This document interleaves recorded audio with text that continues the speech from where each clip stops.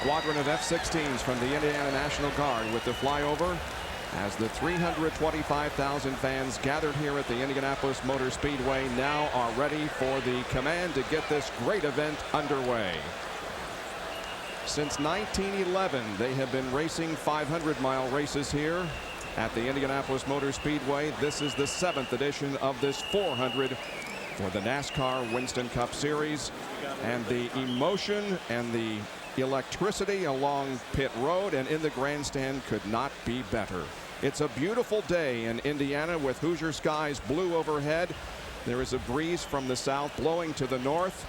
There are showers expected, but not until later this afternoon. We should have an uninterrupted Brickyard 400. However, we could have some clouds move in over the racetrack before the race ends, and that could mean some problems for the teams who have prepared for a sunny day.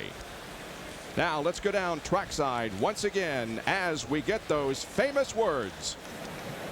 And now to give the command to the drivers is the chairman of the board of the Indianapolis Motor Speedway, Mrs. Marie Holman George. Gentlemen, start your engines.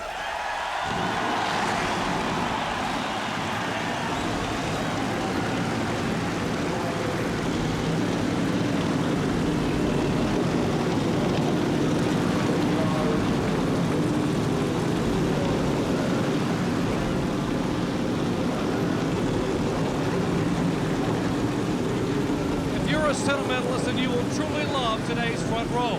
Pole sitter Ricky Rudd hasn't won a NASCAR Winston Cup race since the fall of 1998. But today wheels the car last driven here at Indy for the late Kenny Irwin, on a day in which Kenny would have celebrated his 31st birthday. On the outside of row one, the clock is ticking for 53-year-old Darrell Waltrip. Today, the three-time Winston Cup champion makes his final start at the Indianapolis Motor Speedway, and this his farewell season. Remarkably, it has been 8 years since this legendary driver last visited the Winston Cup victory lane. As the end draws near, both Darrell and his legion of fans have hoped and prayed that somehow, just once more, he could bask in the glow of victory. Maybe today is that day. Dale Earnhardt won the Brickyard 400 in 1995. 3 years later, he finally won the Daytona 500. But for 6 years now, Earnhardt has been racing the competition and chasing his 8th Winston Cup championship. Today, he faces a twofold challenge: make some more history at Indy while trying to move closer to history in the record books. When Earnhardt won here, he beat Rusty Wallace by about 3 bricks. Rusty's been the Rodney Dangerfield of Winston Cup this season. No respect. Despite 2 wins this year and 51 for his career. But Rusty's never won at Daytona or Indy. If he does win today, it won't be milk they're drinking in victory lane. Well, Bill, the top 10 finishers in last year's Brickyard 400 are the exact same guys who are now in the top 10 in Winston Cup points. So what does that mean? Well, that means you've got to be awfully good to win here at Indy. Last year's champion and this year's point leader have a lot of confidence. So I think the 18 and the 88 are the favorites today. Their past performances here in the depth of these two teams should make for a great race today on the track and an excellent chase all the way to the championship. For a stock car driver, every win is special, but some just a little bit more special than others. I lost the Daytona 500 19 times. I won it once in 1975, but that one victory totally overshadowed those 19 losses. I guess right here now, for a crew chief, it's about the same way. Benny, it is. When I was a crew chief here at the Brickyard, I was so focused on my job, I didn't know how to enjoy victory lane. It wasn't until the next day when I saw my family, had a moment to reflect, that I realized what we had done. Well, the cars sit on the main straightaway here in Indy. They'll tour the oval twice to get heat in their tires, then come down a third time to get the green flag, and the beginning of a 160-lap dash to the history books. The starting grid for the Brickyard 400 coming up. The start of the Brickyard 400 is just moments away, and although one of the largest purses in motorsports at over $6.5 million, some drivers say they would pay to race here. The last place driver will get a guaranteed $80,655. Dale Earnhardt is the race record holder. Now here's the starting lineup on the pole for the second time this year, but for the first time here in Indy, Ricky Rudd, the winner of the Brickyard 400 3 years ago. Outside row one, the oldest driver in the field, Darrell Waltrip, who at age 53 is in his 29th and final season of competition.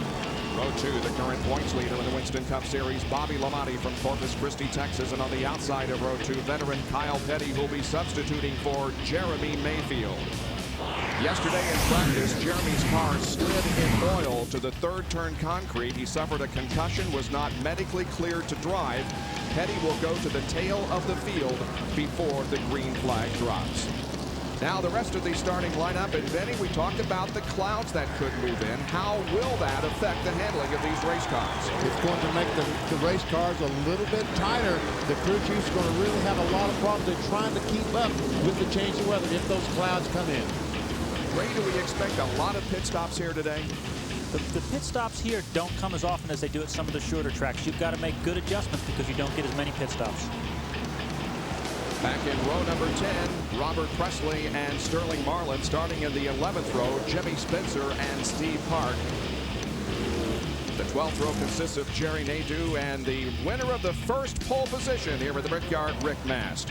The 13th row, brothers Todd Bodine and Brett Bodine.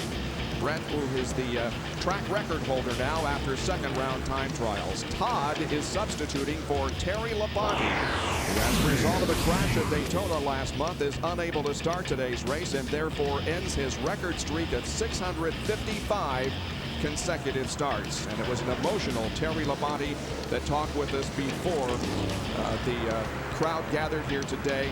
Certainly unhappy that he was unable to start today's race. Jeff Gordon, two-time winner way back in the 15th row. He's got a lot of positions to make up back in the 16th row. It's Wally Dallenbach and Bobby Hamilton. And in the 17th row, Benny, Jeff Burton. He's not unaccustomed to starting in the back, but I'd look for him to go to the front. Yes, Jeff Burton was very confident in NASCAR today about how well his car is running and feels like it's easily going to the front, along with Joe Nemechek, who is the fastest car, second fastest car in happy hour. These drivers had to take provisionals to get into the starting lineup.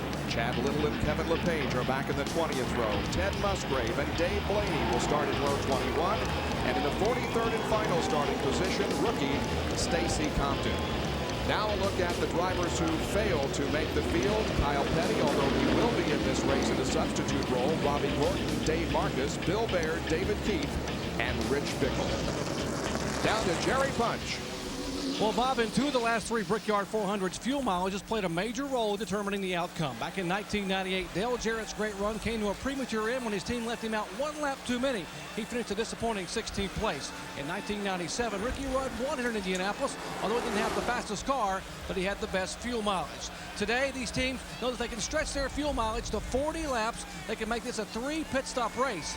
If that stretch works, it looked like Ricky Rudd. If it doesn't work, when you saw him pushing Dale Jarrett's car. Right? Well, Jerry, coming into this weekend, there had been 11 track records set this season. Now it's 12. The reason is these cars are going much, much faster. And I think it's because of the Goodyear tires. It's a new generation tire.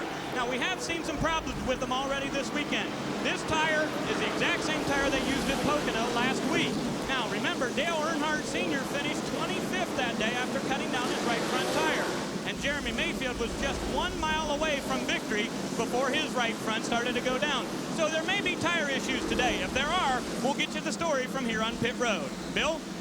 Well, no matter how hard a driver works out on the track, his best opportunity to pass may be right here. Pit strategy will be pivotal. Will 2 tires be enough, or will I need 4 and win? The pit crew has to be good, and they have to be fast. Only 2 things can happen on pit road. You can pass the other guy, or the race might pass you by.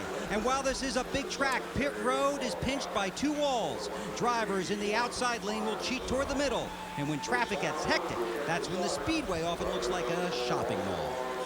In NASCAR Winston Cup racing, the word pressure is used a great deal. We normally talk about tire pressure, air pressure in the tires. But today, these big events, there's a lot of mental pressure. The drivers having to do the job. The crew chiefs trying to make those decisions. And the crews having to worry about making those 14, 15-second pit stops. Ray, how about the crew chief? Is he the guy under most pressure?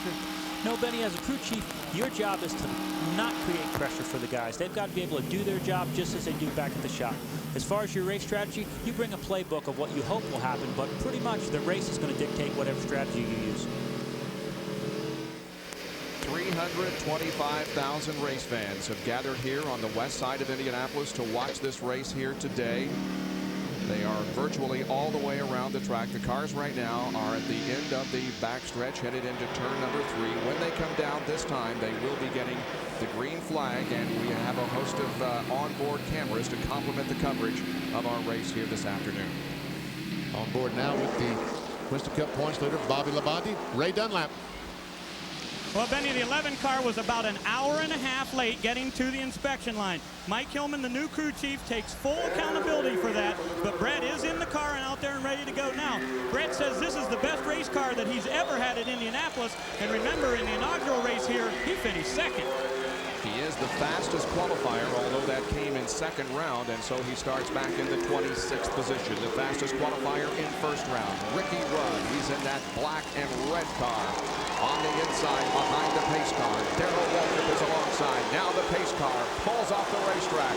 The fans on their feet, and we are ready for the start of the 2007th annual Brickyard 400 at Indianapolis.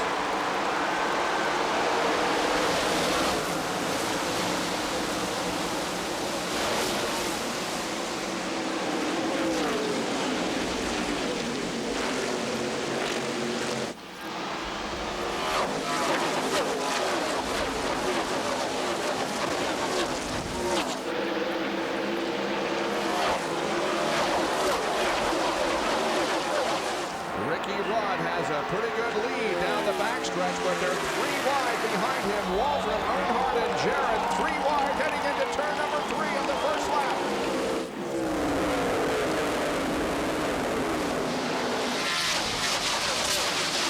The battle for second position is between Bobby Labonte and Dale Earnhardt Jr. Labonte gets second as they come down to complete lap number 1. The pole winner has led the first lap of every Brickyard, and it continues in 2000 as Ricky Rudd will lead lap 1. Labonte second. Dale Earnhardt Jr. is third, and Dale Earnhardt is fourth. Rusty Wallace, the blue and white number 2, trying to take a look on the inside of Darrell Waltrip. Could not quite get it done. That's a battle for the 7th position.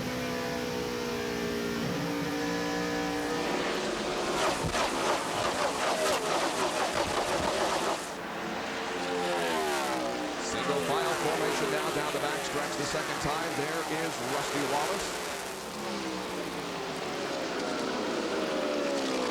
John Andretti, the 43 car on the inside of Steve Park, takes a spot away. This is turn 3.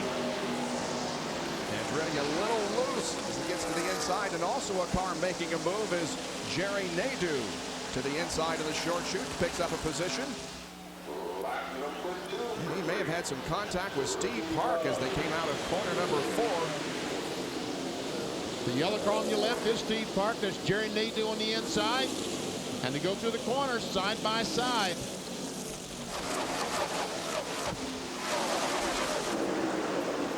And Steve Park from the outside takes a spot away from Nadeau.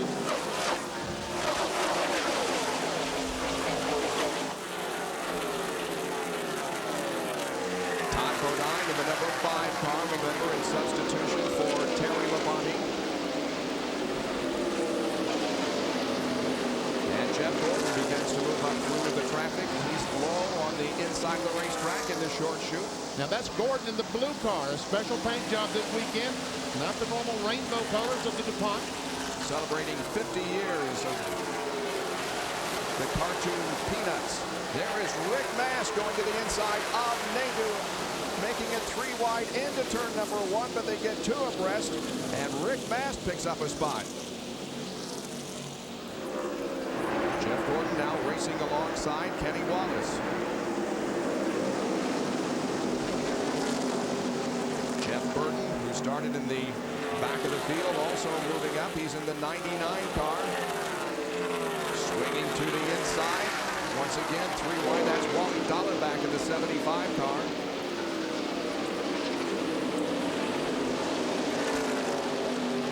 Meanwhile, back up front, it continues to be Ricky Rudd leading Here is Jeff Gordon once again moving to the inside as there is Ricky Rudd leading. Bobby Labonte running in second position, and down the front straightaway here, they're fanned out 4 wide. Rusty Wallace down low now gets in the groove, headed into turn number 1.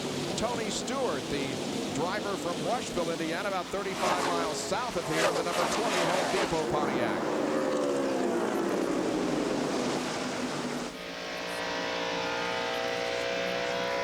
Four laps have been completed. 160 make up this 7th annual Brickyard 400 at the Indianapolis Motor Speedway. Pole sitter Ricky Rudd leads.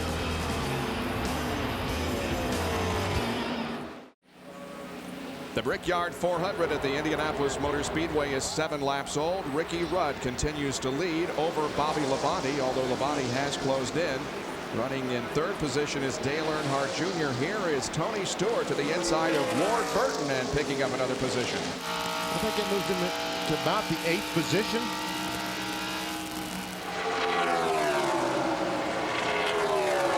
Tony Stewart, last year's Rookie of the Year in NASCAR Winston Cup competition. Another driver who has made nice advances here in the first few laps is Bill Elliott, who is up to the 4th spot after starting back in 7th. It's just amazing how these first 6 or 7 cars have spread out in the first 8 laps of the race. Elliott is about 6 3/4 seconds behind the leader already. Here comes Rusty Wallace, who is in 5th position, about 7.5 seconds behind. Then comes Dale Earnhardt. And Dale Earnhardt, the Goodrich Chevrolet, seems to have some kind of problems. He was in front of Earnhardt just a couple of laps ago. In front of Elliott a couple of laps ago. Elliott, both he and Rusty Wallace have gotten by now. He's under pressure from Darrell Waltrip and Tony Stewart. More from Jerry Punch. Guys, this morning, some very anxious moments for Dale Earnhardt and the Goodrich Chevrolet team. He found a crack in the oil pan for morning inspection and to take the race engine out. So they decided to go ahead and put the engine they planned on racing 2 weeks from now at Michigan in the car. The problem is that engine had not been on the racetrack, so they were a little concerned about fuel mileage. So they'll pit probably a lap or 2 early to be conservative. Right now, Earnhardt is complaining the car is very, very tight.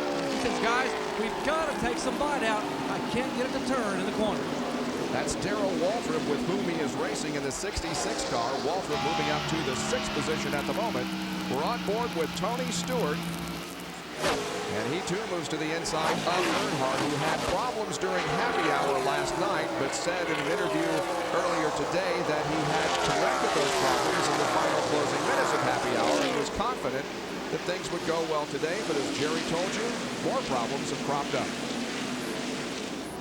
And if Dale Earnhardt's car is tight now and some clouds do roll in throughout the day, it will be even tighter. So they've got some serious problems. Look at that car as it comes off the corner, just push right up the hill. And that's opening the inside, so the cars that are driving good on the bottom are driving right down underneath them. And that includes Ward Burton, Dale Jarrett, and the 43 car of John Andretti. Now, for those of you who haven't been with us for a few NASCAR Winston Cup races, at the Pepsi 400 in July at Daytona, the major sponsorship on that car was changed to Cheerios, so it is no longer the STP red and blue that we have associated with Team Petty and John Andretti the last few years. It's the Cheerios Pontiac with STP Associate sponsorship.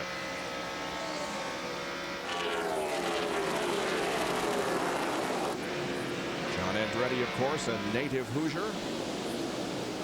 Jerry Nadeau and Steve Parr continue to battle it out. They've been running together since the green flag drop. That's 16th and 17th. Jerry Nadeau started back in 23rd, so he is marching towards the front. And he was the fastest car in yesterday afternoon's happy hour. Very optimistic. They're very, very optimistic about their chances here in the Brickyard 400. Talking about Jerry Nadeau, the 25 car, and his crew. Ricky Rudd continues to lead. The separation back to 2nd place. Bobby Labonte just about a second. And Bob, the temperature needle in the Interstate Batteries Pontiac beginning to climb. Bobby Labonte has picked up a piece of trash on one of the openings on the front grille of the car. That's destroying the air, preventing it from going in there. Temperature's starting to climb until he can climb back on the bumper of Rudd's car or gets to slow for a caution. That paper could stay there for a long time, and that temperature needle could continue to climb. Expecting pit stop somewhere between 35 and 40 laps. Ricky Rudd is leading his third Brickyard 400. Before today, he led a total of 16 laps in the first 6 Brickyard 400s. Right now, he has been out front for the first 12. With about a 3/4 of a second lead on Bobby Labonte, with Dale Earnhardt Jr. running in 3rd position, Bill Elliott in 4th. Ricky Rudd, however, the man of the moment at the Brickyard 400 at the Indianapolis Motor Speedway. Welcome to ABC's live coverage of the spectacle. They're the top 10 after 12 of 160 laps. Caution is out at the Indianapolis Motor Speedway. We have had a crash down in turn number 1 involving Mark Martin. We also understand the car of Jeff Gordon is damaged. The safety crew is at the Valvoline Ford, and Mark Martin is climbing out uninjured. We'll take a look at what happened as the cars went down into turn number 1 on the 16th lap. There's Martin on the inside of Michael Waltrip. Mike Skinner right behind. Just as they go in the corner, Skinner gets in the back of Mark Martin, and boom, in the wall goes Mark. And here's Jeff Gordon making some contact with Rick Mast as he go down in turn 1. And Mast does not look like he hits the wall. Now from Skinner's onboard camera, we will watch the bump. There they hit twice coming off the 4th corner, Benny. That was Michael Waltrip and Mark making contact as you go down the front straightaway. Now, right here, boom.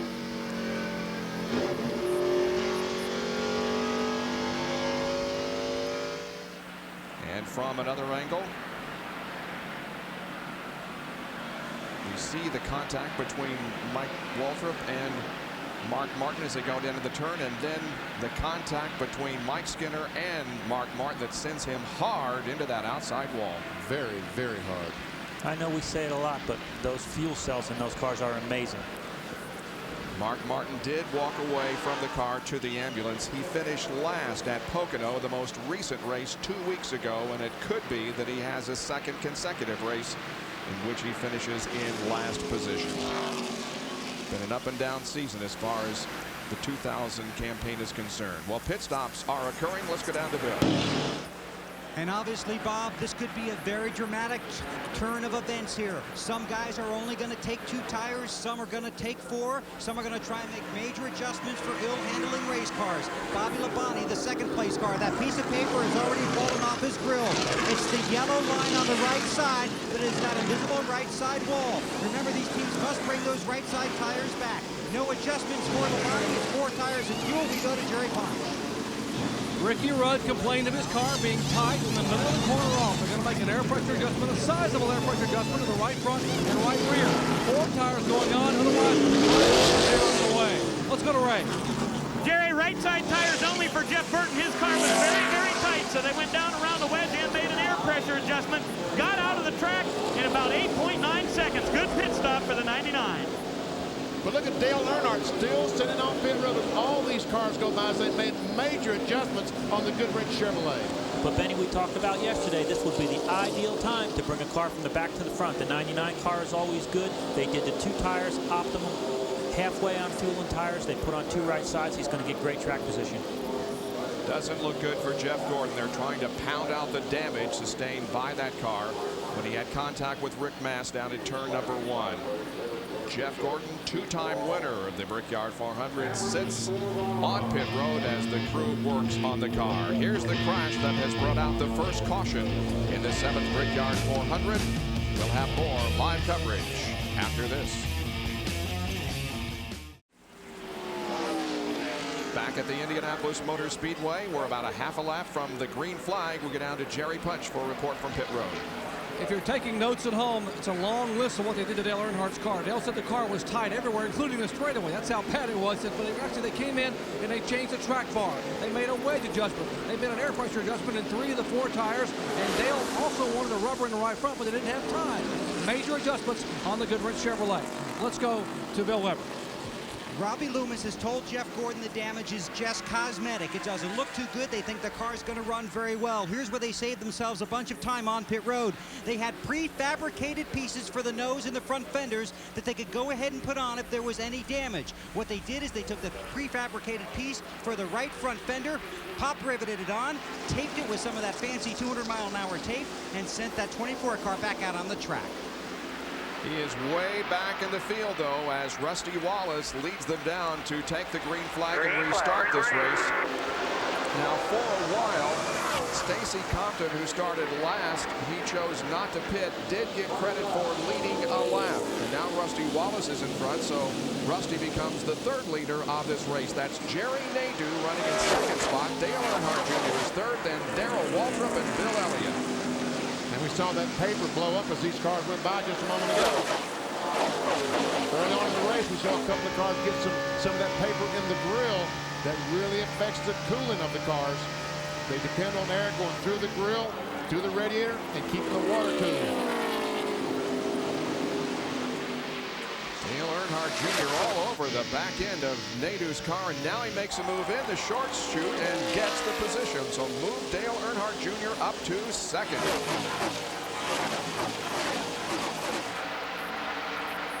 There's Bill Elliott on the inside of Darrell Waltrip. Ricky Rudd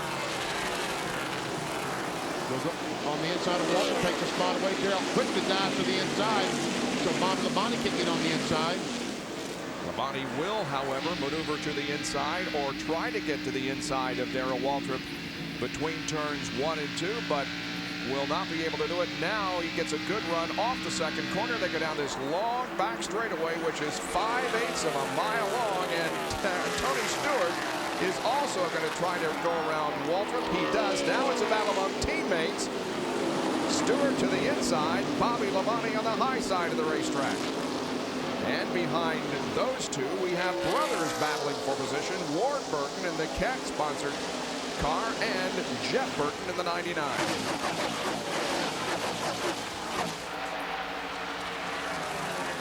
And here comes Ward Burton. Look at the speed that Ward Burton's carrying off turn 4. Closes up right on the back bumper of Tony Stewart as Jeff Burton goes by Bobby Labonte.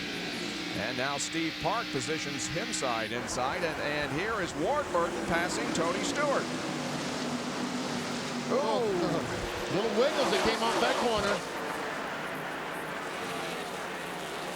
Stewart and Burton are side by side. Meanwhile, up front is a much closer race than it was before the caution, as Dale Earnhardt Jr. is staying right on the rear spoiler of Rusty Wallace. Rusty, as the series laps leader, has led 932 laps coming into today's Brickyard 400. He is leading his first Brickyard 400 since 1995. And this is the 13th race that he has led in the year 2000.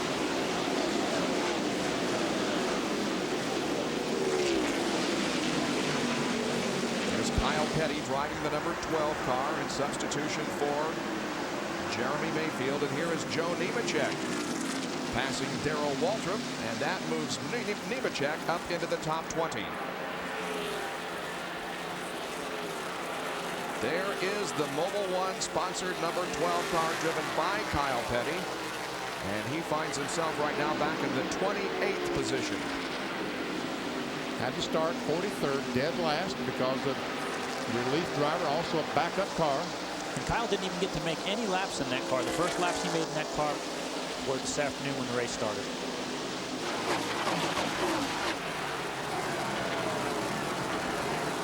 That's Hut Strickland in the Hills Brothers Coffee-sponsored car, along with Johnny Benson.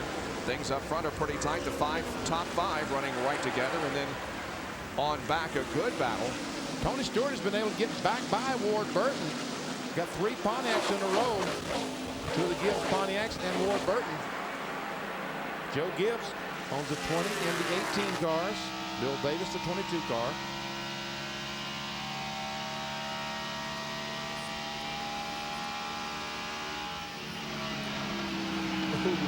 Wow, did he get close to that wall? Just scared our camera to death.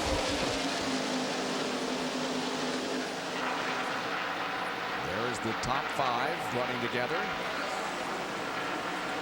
And then about 3.5 seconds behind the top 5, the second group of cars.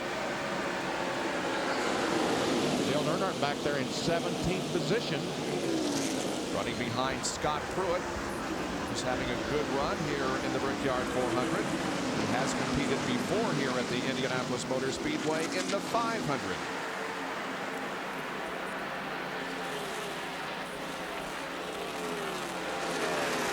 In fact, he competed in 4 Indianapolis 500s. His best finish was a 10th back in 1986.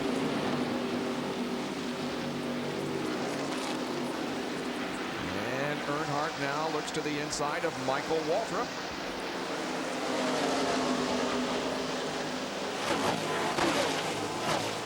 Can't make the pass. And Joe Nemechek right behind Dale Earnhardt. He's very optimistic on his chances here at the Brickyard corner. Did not qualify particularly well, about 33rd, but he is marching forward. He's now up to the 19th position. And Scott Pruitt has just taken 14th from Sterling Marlin. Make that 18th for Joe Nemechek. Wallace separates himself a little bit from his closest pursuer, Earnhardt Jr., but for the moment it's Rusty Wallace up front. Earnhardt Jr. second, then Jerry Nadeau, Bill Elliott, and the pole sitter Ricky Rudd.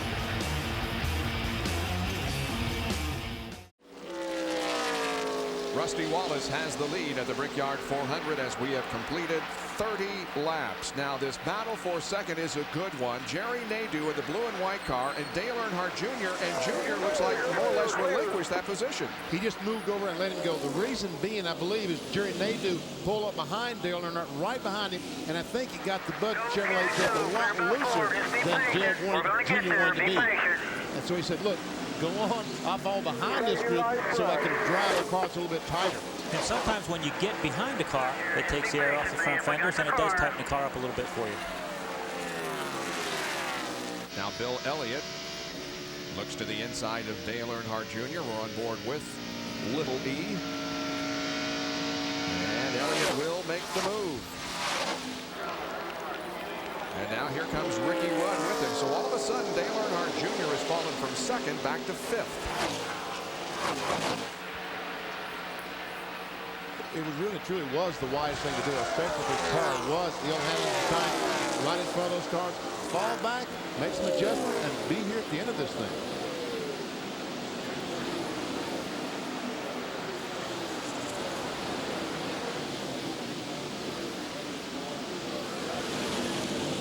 Joe Nemechek, 33, Sterling Marlin in 40. These guys are 16th and 17th. Michael Waltrip there in the 7. And don't forget, Todd Bodine now is the driver of the number 5 car, which you have associated with Terry Labonte for a long time. But Terry Labonte unable to start today's Brickyard 400. Jerry Punch is with Mark Martin. And Mark, sort of the kind of week you've had here. I mean, but a very tight, narrow turn 1. Looks like it got you. What happened there? Well, you know, we were having a little trouble out there. Michael was having some trouble in turns, and I just really wanted to make sure that I got by him cleanly and didn't, you know, be real careful and make sure we didn't have any problem. And he was wanting to race pretty hard there. I had Skinner as my friend there, trying to help push me by him down the straightaway. And we approached turn 1, and I had to check up early because I didn't want to take a chance on sliding up into Michael. And it was earlier, I'm sure, than Skinner expected, and I just got a little push there, and we wrecked big. But you're okay. I'm fine. You know, it looked a lot worse than it really was. Still there. I guess I'm still there. Damn, you got him. Looking good, man. Looking good. So sour. I just can't even get upset. I really had a lot of things go wrong this year that shouldn't. I was trying so hard.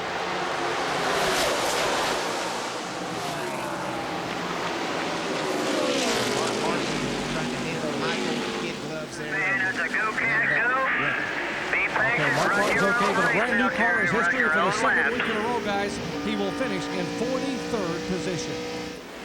And Jerry Nadeau has taken the lead from Rusty Wallace, and the 29-year-old from Danbury, Connecticut, finds himself in the front of the Brickyard 400 for the first time. This is his 89th NASCAR Winston Cup start. As Ray told you, he did have the fastest car in happy hour yesterday afternoon, the final practice.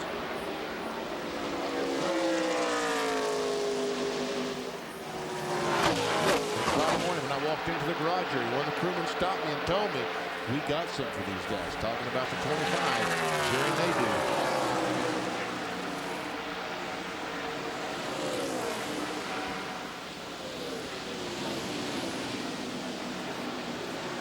Way back in the 31st and 32nd positions. You find the 36 car, the 26 car rather. Jimmy Spencer. Right behind him is Brett Bodine in car number 11, the Ralph Supermarket car. He owns the track record here at Indianapolis for one lap. That came in second round, and it was quite a surprise on Friday afternoon when he did that. But he got a cloud over the racetrack, which cooled it a bit. Good lap, and he is the track record holder. But because it was in second round, he starts in the 26th position, and he currently is in 32nd. Elliott Sadler in the 21 and Ricky Craven in the 50, going by Bobby Hamilton. That's back in the 26th, 27th position.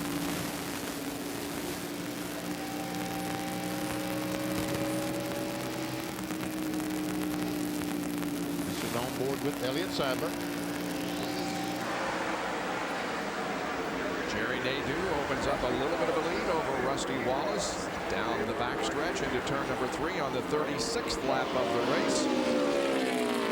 And now the top 4 separate themselves from the 5th place car of Dale Earnhardt Jr. And Ray Dunlap has a report on Jerry Nadeau. Well, Bob, we heard Jerry Punch say that the number 6 car Mark Martin was driving was a brand new car. Well, so is the one that Jerry Nadeau drives. As a matter of fact, 18 cars entered in this race are brand new chassis and have never been raced. Well, Jerry Nadeau has never finished better than 26th here, and he told me the reason was he could never get off of turn number 4, and he always got beat down the long front straightaway. Well, this brand new chassis is working much better to his liking. He said the car is its very best coming off turn 4, and that's why they've been able to move all the way to the lead. A member of the Rick Henry team, Jerry Nadeau's best finish in the NASCAR Winston Cup race was at New Hampshire in July of this year. He finished in 4th spot. He leads over Rusty Wallace, Bill Elliott, Ricky Rudd, and now Bobby Labonte.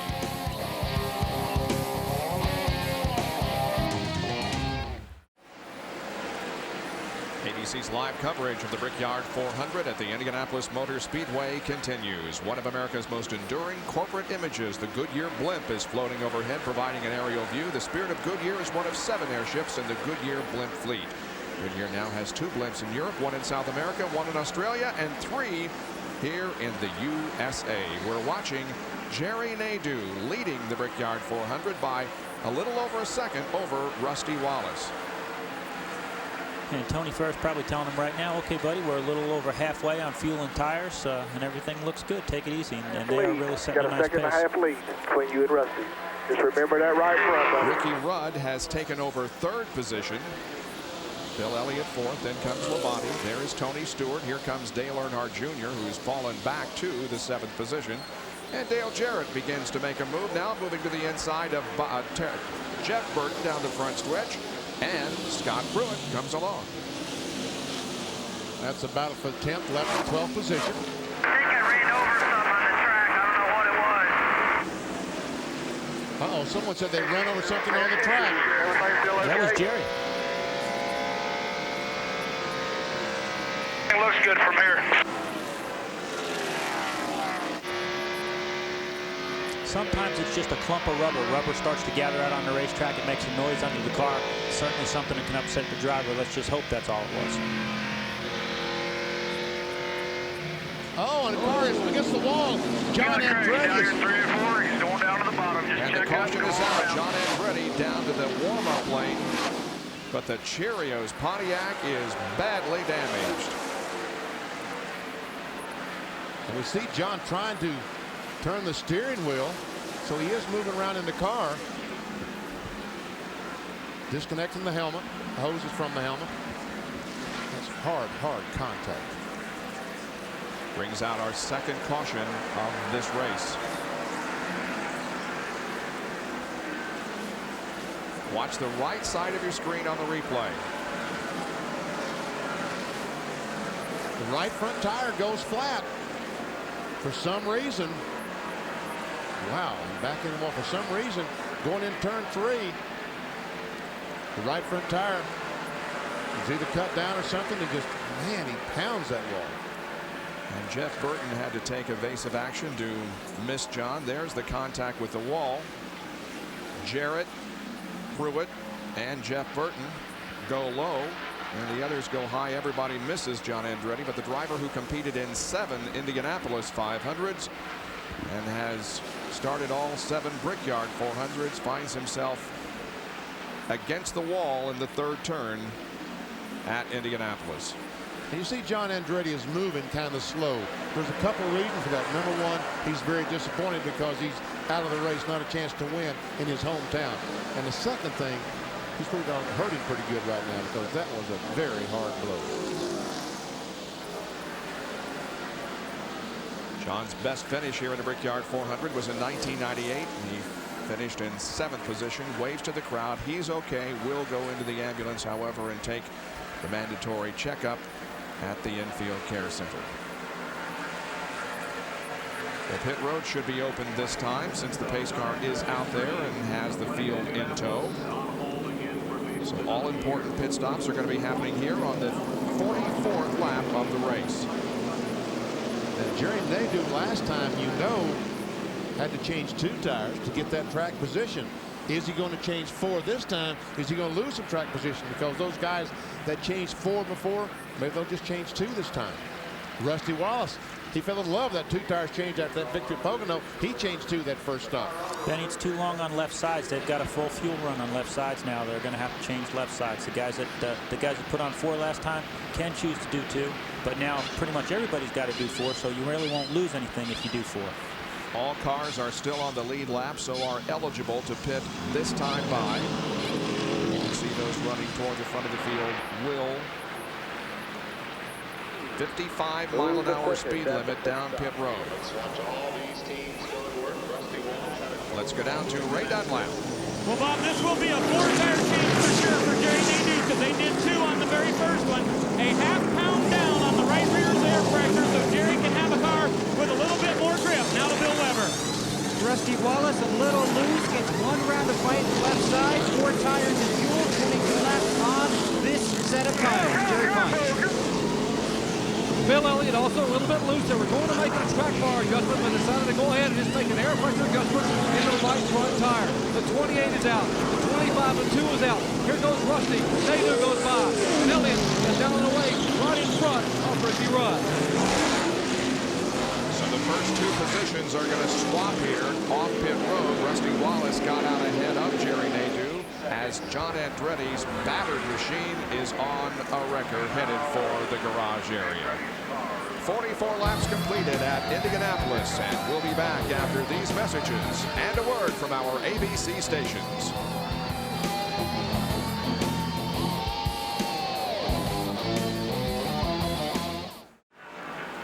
The field is on the backstretch. When they come around, they will get the green flag and resume the Brickyard 400 after the second caution of the afternoon because of a crash involving John Andretti. Tommy Baldwin, right rear tire changer on Ward Burton's car. Where's the crew cam, BP? And watch also the crew chief. Watch this as the Caterpillar Pontiac comes in.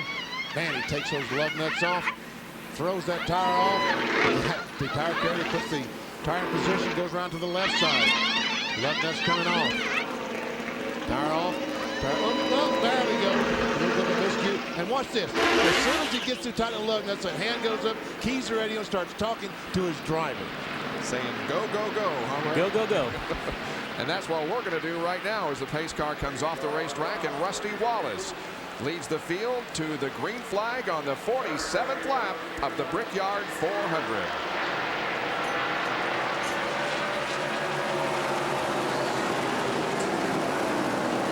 Jerry Nadeau, Bill Elliott, Ricky Rudd, and Dale Earnhardt Jr. the top 5 as Ward Burton tried to move to the inside to pick up a position but had to drop back in line.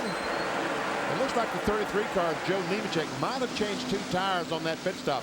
He was 15th before the caution flag. He currently is in 8th position, picked up 7 spots. Here's a battle for 3rd as Ricky Rudd goes to the inside of Bill Elliott at the end of the backstretch. Into turn number 3 they go side by side. Elliott and Rudd wheel to wheel through there. Dale Earnhardt Jr. looking on. And still nobody gives. Now Rudd takes the spot.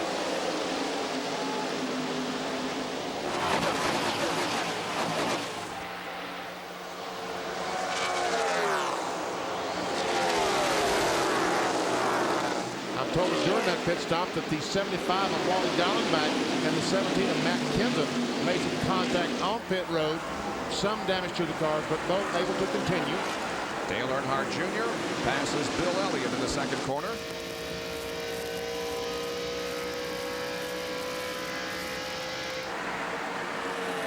3 wide down the backstretch.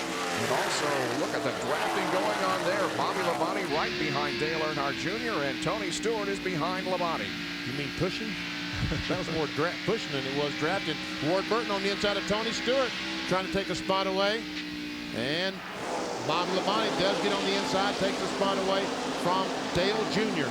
That moves Bobby Labonte up to the 4th position.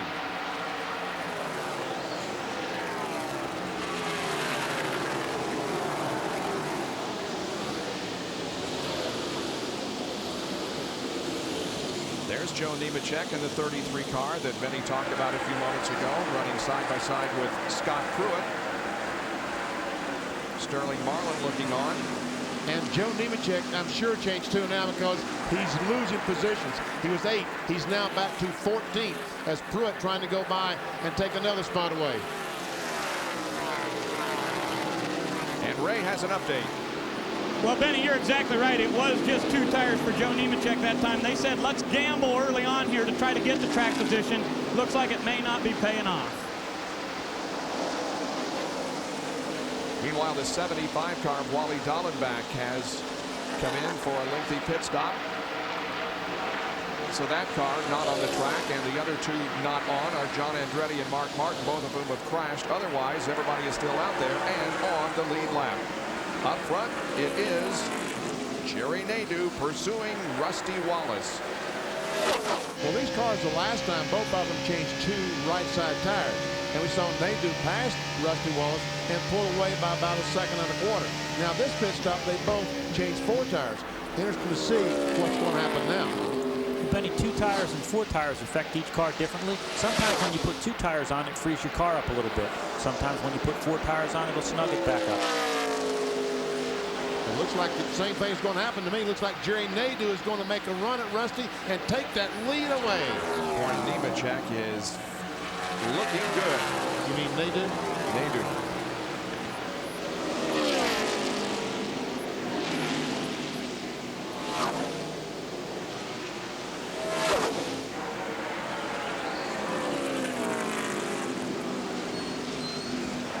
Nadeau looks real good. When you can pull your car that low through the corner, he's got about 3/4 of his car underneath that white line.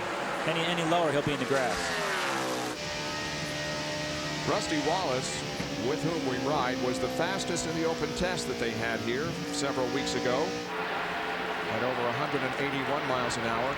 Kyle Petty looks like he's lost the power and possibly was involved in a near miss out there. He's certainly off the pace. There's no doubt about that. As cars go by, there's Jeff Gordon with damage to the 24 car going by. It's Ted Musgrave in 0-1. 17 of Matt Kenseth. Now Kyle's car is back up to speed. Take a look at what happened.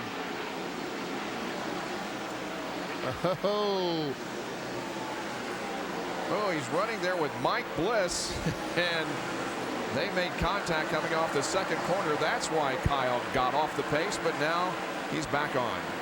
Let's check it out from Elliott Sadler's viewpoint on board the Citgo Ford.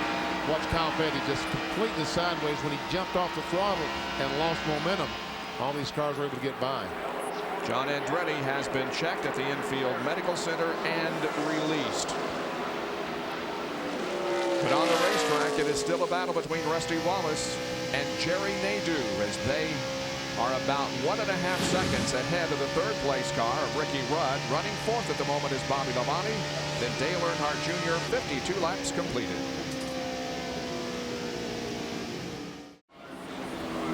Up front it remains Rusty Wallace and Jerry Nadeau. While we were in break, however, Bobby Labonte, who you see there in your picture, the third car, passed the 28 car of Ricky Rudd for third, and Bill Elliott got by Dale Earnhardt Jr. for fifth.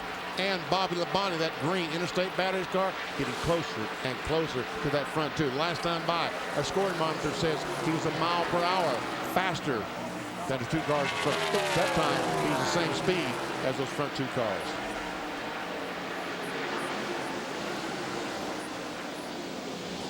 Well, they're in the 13th position, the 92 car.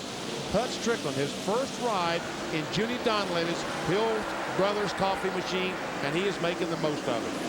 Started 36th by the 11th lap, had moved up to 28th, and now he finds himself in 13th position on the 57th lap of the race. A good run for Hud Strickland. Scott Pruitt right behind him, and then comes Mike Skinner and Jeffrey Bodine. And Jeffrey Bodine had problems during qualifying. First round, spun the car coming out of the fourth turn, damaged it, came back in second round qualifying, and for the while had the fastest until his brother knocked him off. But nevertheless, Jeffrey Bodine in the Brickyard 400. Started in 16th, which rather currently is running in the 16th position.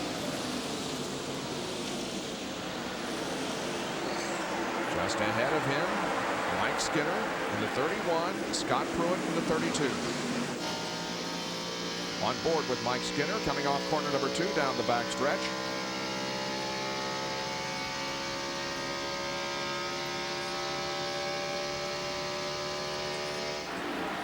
And hear that engine building those RPMs as he goes down these long straightaways.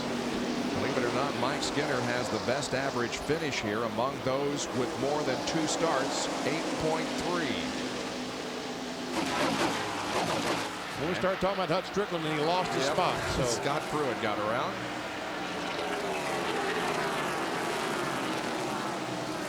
Pruitt's rookie year in the NASCAR Winston Cup Series. Now Mike Skinner goes to the inside of Hud Strickland, and Hud loses another spot. We better get off him, or he may be at the back of the field. We got to quit talking about him. You know, Scott Pruitt in the Tide car 32. It looks like that Brad Parrott has moved over to the crew chief, has really turned that operation around. Picked up a great deal of speed. And look at this, Rusty Wallace right now driving away from that 25 car of Jerry Nadeau. Benny, I think those cars are pretty equal. The problem being the car behind picks up the dirty air, slows it down a little bit. Ricky Rudd runs back in 4th position. He, however, won the Bud Pole for the Brickyard 400 and is eligible for the Bud Shootout at Daytona International Speedway in February of next year. There you see the drivers who are eligible for that race right now. Rusty Wallace has 7 poles this year. Dale Jarrett 3. Rudd won his 2nd here this weekend. More on Ricky Rudd from Bill Weber. Well, Ricky Rudd has been having a good run on the track, but he does have a small problem in his car. The radio button that he uses to talk to his crew sticks. So he presses the button to talk to the crew. When he releases his thumb, this button doesn't come back up. So he has to remember to smack the button to get it to release so he can hear his crew. So far, it's working fine. What they're concerned about is that he might forget to hit it. The button would stay down. The crew wouldn't be able to hear him, so he couldn't hear his crew chief or his spotter. They brought out this backup button. They're going to put it on the drink pole during the next pit stop, hand it to Ricky to see if he can make the repairs under caution before they go back to green. So you not only have to be able to drive the car during the race, sometimes you got to be able to fix stuff. Gary Punch. Let's show you the right front tire that came off John Andretti's Pontiac. You see the outside of the tire. Take a look at the inside shoulder. there's a chunk missing on this inside shoulder of his right front tire. This tire had 25 laps on it. When he made his first pit stop at lap 16, they also had a couple of small chunks off the inside shoulder. They think that might have been what happened to John Andretti, but why don't we ask him, John, first of all, you took a pretty hard lick. Are you okay? Oh, yeah, I'm fine. Looked like you might have had a tire situation with the right front on the inside. Yeah, I don't know what the thing is. We have less camera than last year because we know that we were worried about last year when guys had problems with heat in the shoulders, and Goodyear said we were good, and we felt like we were good and pretty conservative. And I don't think that's what caused it. I'm not sure what caused it. If I hit something and slid it and got a chunk knocked out of it or what. But when I went into turn 3, I had no indication, and it just went down on me. So a piece of metal, something could have cut that tire and separated part of that?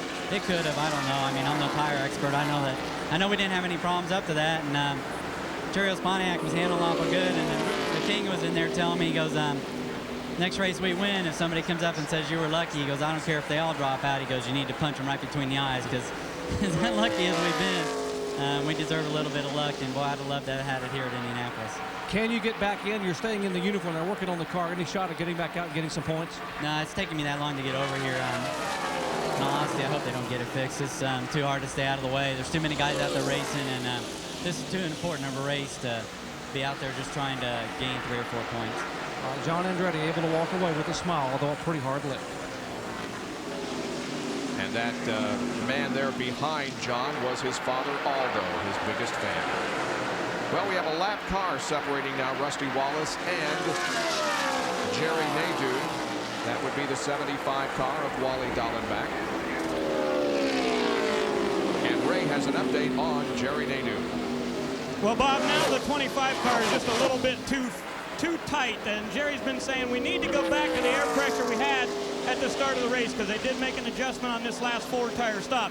Keep in mind, though, this car is very, very good on the short run and not as good on the long run. So they were happy last time to see that caution come out because they had only gone 27 laps.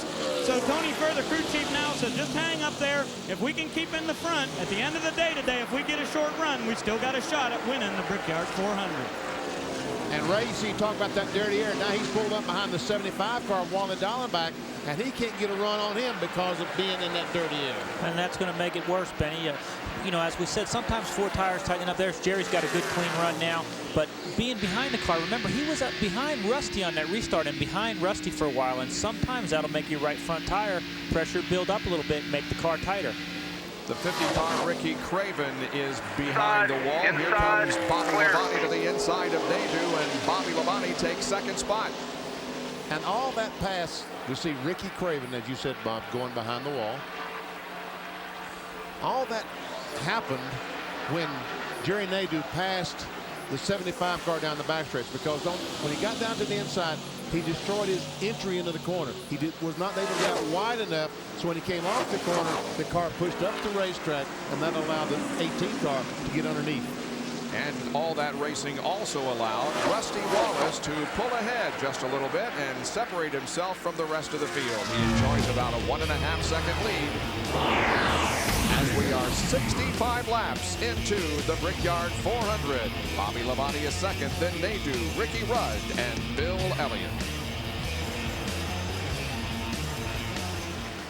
Back at the Indianapolis Motor Speedway as we continue ABC's live coverage of the Brickyard 400. The Pennzoil Copter Cam also providing some overhead shots of this massive facility located about 5.5 miles to the west of downtown Indianapolis, Indiana.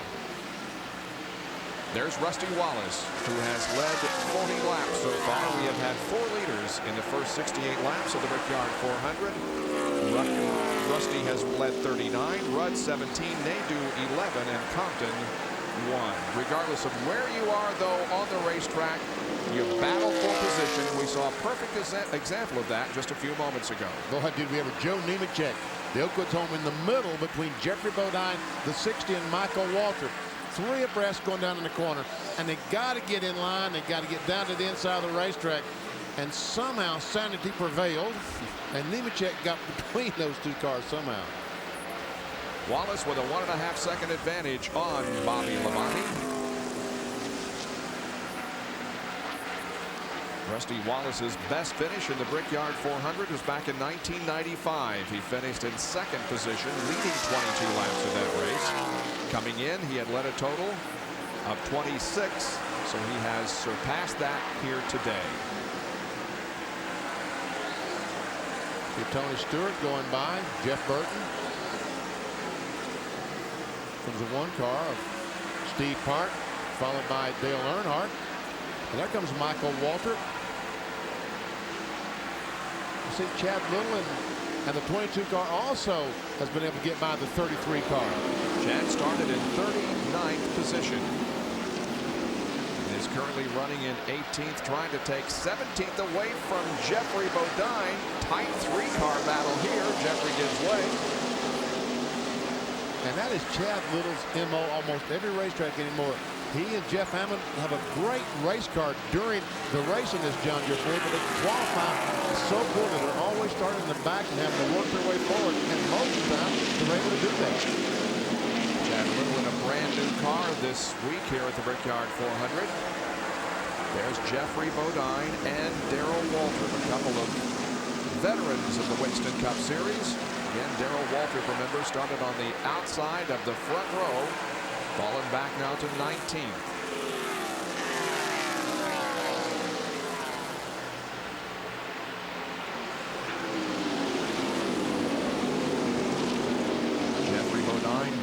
His NASCAR Winston Cup season at Richmond after the accident in the truck race at Daytona. Chad Little wants the position from Ward Burton. I tell you what, I don't know that I've seen any car turn any better than Chad Little's as he comes off the corner. Well, he's about to pass Ward Burton, and Bill has the update on Ward. Well, Bob Ward's been slipping back through this field since that last pit stop. He's told Tommy Baldwin several times his car is extremely tight. He told him just about a half a lap ago that this car is just very, very tight all over the racetrack. Tommy said they'll try and fix it for him next time they pit, but a tight race car right now for Ward.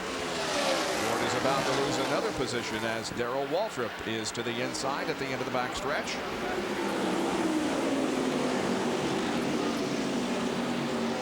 No question that the clouds are moving in. Now, it was bright sunshine when the race began, and again, rain is forecast, but later this afternoon. But, Ray, these clouds are going to be a very important factor. Well, Bob, as we've seen all week, this track is very, very temperature sensitive. And right now, we're hearing a lot of people complaining of push, and the temperature's cooled off. The clouds are coming in.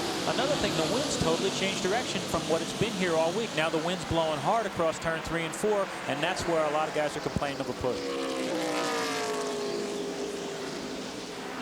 Wallace enjoys a 1.1 second advantage over Bobby Labonte. We're going to take a break because another sequence of pit stops should be coming up momentarily here at Indianapolis. Less than 4 laps from the halfway point of the 7th annual Brickyard 400 here at the Indianapolis Motor Speedway. We'll bring you up to date on what happened. First caution came out on lap number 15. Mike Skinner makes contact with Mark Martin, sending Mark hard into that first turn wall car, almost overturning. He's okay. Second caution, John Andretti cuts a tire, hits the third turn wall. Appropriately on lap number 43, the 43 car is taken out of the race. Then on lap number 51, a near crash as Kyle Petty and Mike Bliss hit coming off corner number 2. That did not bring out a caution. So the 43 of Andretti, the 6 of Martin, are the only 2 cars out of the race. Ricky Craven is back in the garage area changing shocks. There are 2 cars not on the lead lap. Wally Dallenbach and Brett Bodine. Otherwise, everybody is on the lead lap at the 78 lap mark. Brett Bodine made a pit stop just a couple of laps ago. One reason he's a lap down. The reason he's a lap down. Now Rusty does approach some slower traffic and will put Mike Bliss, who is running in the 38th position, a lap down. Mike is in the 27 car. That is Brett Bodine now just ahead of Rusty, and he will be going 2 laps down.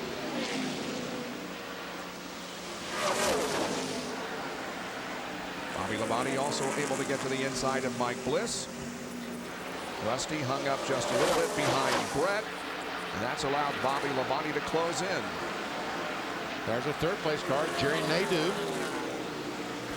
fourth place car.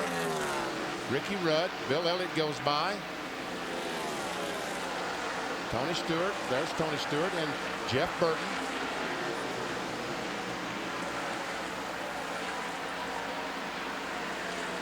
Dale Earnhardt Jr. and Dale Jarrett. Dale Earnhardt running back in the 10th position. And Ward Burton is going to be the first to come in for a pit stop in this sequence. Here's Bill. And what they're going to try and do here is capitalize on fresh rubber before everybody else, but they do make a track bar adjustment 2 rounds. Remember, Ward has been backsliding through this field. The car just way too tight. Good stop, hang up on the left front, though. Looks like it was going to be a good stop. Hung up on the left front. 4,500 clear has the shot all the way freshest out. tires at the Speedway. But by capitalizing on those fresh tires, they also might have taken themselves out of a fuel window. They're forcing themselves to get at least 40 laps now to make it to the end of the race if it stays green. Ward Burton and his family spent the weekend last weekend, their off weekend, at the beach, and then he went to the Republican National Convention in Philadelphia. Back to the office, though, this weekend here in Indianapolis, and Ward Burton stays on that warm-up lane all the way through turn number 2. Then he can blend in with the other traffic. There is Darrell Waltrip, who is in 15th position after starting in 2nd spot. He was in 29th position when we went back to the green flag, so he has moved up nicely since the race went green. Boy, DW trying to close in on his brother, Michael Waltrip.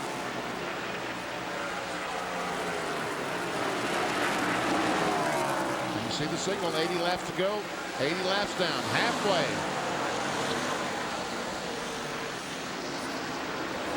He's talking about what Ward Burton did last week. And you know what Rusty Wallace did? Went to Europe and floated around in the Mediterranean. To Italy, to be exact. That's right. Here is Johnny Benson making a pit stop. The Aaron's Rent Car, new sponsorship on that Pontiac. Here's Ray. Right side tires are going on, Bob, and as the crew comes back around, they've decided to go with 4 right here by getting to the halfway point. As Ray Evernham said, they'll be close on fuel, but if this track stays green, this could be a big advantage for not only Johnny Benson, also Ward Burton, who came in early. Kenny Schrader and the M&M's Pontiac making his way out of pit road. Bobby Hamilton and Dale Jarrett also are going to make pit stops. We're a lap past the halfway point, Doc. Well, the defending champion of the Brickyard 400, Dale Jarrett, brings the quality care for Thunderbird down pit road, or for Taurus. He should only have to make 1 more pit stop. They could probably have gone about 3 more laps on fuel. Remember what happened 2 years ago, so they're not going to take any chances. They're making an adjustment to the rear of the car. Left side tires going on the 2-time Brickyard 400 winner's car. Jarrett a little bit tight in the middle of the corner. He is down and away. Dale Jarrett. Right down left. But Jerry, this will be a 4-tire stop for Jerry Nadeau, whose car got a little bit too tight. Now they're going to go down on the left side air pressures because the air temperature has changed here in Indianapolis. They think this car will be a lot better. 4 tires now, and they hope they can get rid of that tight situation. Jerry? Pole center Ricky Rudd, very tight in the middle of the corner off. They make a wedge adjustment. They have adjusted the air pressure of the tires. They will make only 1 more stop around lap 122. Rudd says the car is getting better and better. He's down and away. Dale Earnhardt also on pit road as the crew goes to work on the right side of that machine. Now quickly around to the other side. The fuel is topped off. Meanwhile, Rusty Wallace relinquishes the lead. Bill Weber. Rusty Wallace has a solid car. This will be 4 tires, and just like last time, 1 round of fight going in to tighten the car up just a tick. Rusty Wallace has never won a Daytona. He's never won an Indianapolis. This could be his biggest day as a race car driver. The 4 tires waiting on the left front, and Rusty returns. 16.9 second pit stop for Rusty Wallace as Dale Earnhardt Jr. now comes to pit road.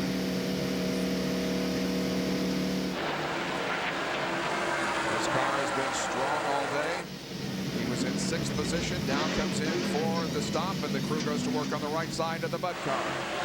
Now that yellow line there is the line that marks the outside of the pit box. You can see that the tires are to the outside of the white line, but that doesn't count here at Indy. It's the yellow line. And Labonte will now cover. Scott Pruitt, Michael Walker leading pits in. Here's Bobby Labonte. Interstate Batters Pontiac in the pits. Bill Weber. Another solid run for Bobby Labonte. Slight air pressure change. Exactly the same thing they did on their last stop. The car, the tires, and the track comes to them. A quick stop from 18 bunch. They worked hard on that during the week. Mike Skinner comes in. Damage there on the left front, but that could be from the incident on lap number 15 with Mark Martin. Jerry? All right, next to the final pit stop for Mike Skinner, the Larry McReynolds crew go over to work on the car. Right side tires going on. Very critical. They say we've got to get it full of fuel. Very deliberate. First gas can goes away. Second can goes up. As they work now, left side tires. Trying to get the left front tire on Skinner's car. Finally off the jack. He is down and away. Good stop for Mike Skinner. 16 seconds, and the low Chevy is back on track. There's Kevin LePage in the clip.com. Ford Heat completes his work and moves back out onto the racetrack.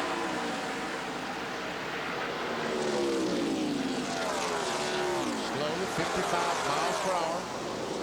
He has to maintain that speed limit down pit road. On board the Circuit City on board. Bobby Labonte, he's back on the racetrack down the front stretch, completing yet another lap.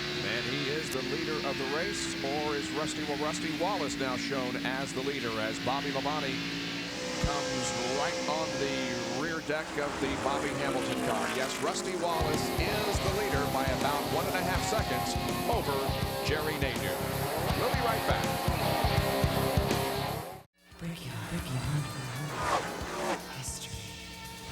After a long rain delay in 1995, the defending champion of the race, Jeff Gordon, was the pole sitter and led the 43-car field to the green flag. It was Jeff's 8th pole of 1995. Jeff dominated the race early on, but then Dale Earnhardt was fastest when it counted late in the event. Earnhardt went on to win and pocket a total of $565,000 in purse money.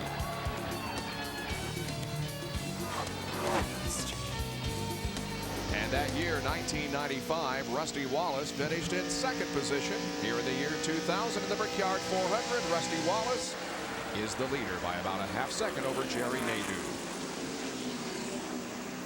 When Rusty Wallace caught the 12 car driven by Kyle Petty, he really picked up some aero push. He struggled trying to get by, which allowed Jerry Nadeau and the 18 car by Bobby Labonte to close up right on the back of him.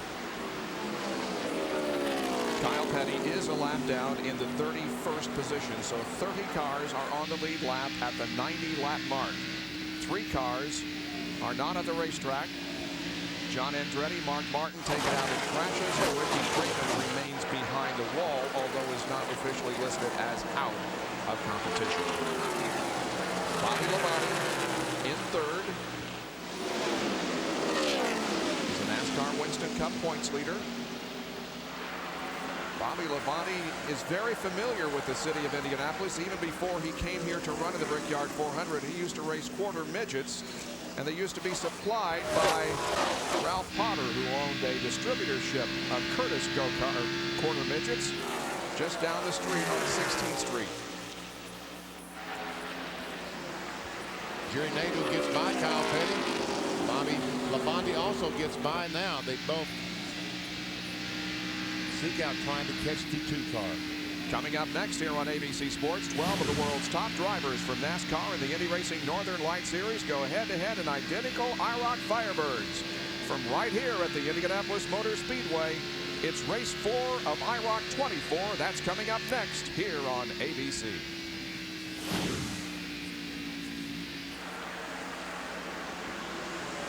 Average speed of the race so far, 149.092 miles an hour.